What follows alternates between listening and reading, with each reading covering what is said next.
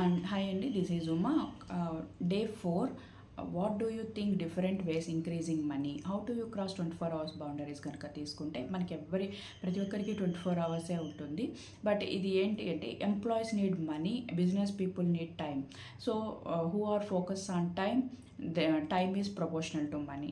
By increasing our skill knowledge, by increasing our skill knowledge, by increasing the number of working hours. So మనం number of working hours increase అవుతుంది. For example high rich peoples కావచ్చు, టాటా కావచ్చును, ఇలా కొన్ని companies like ఉన్నవాళ్ళు ఇలా ఉన్నవాళ్ళు కనుక చూసుకున్నామంటే వాళ్ళ వర్కింగ్ అవర్స్ని ఇంక్రీజ్ చేస్తూ ఉంటారు. పీపుల్స్ని లైక్ 10 lakh పీపుల్ అనుకోండి, ఇంటూ 10 కొన్ని కోర్ అవర్స్ అయిపోతూ ఉంటుంది పర్ డేకి.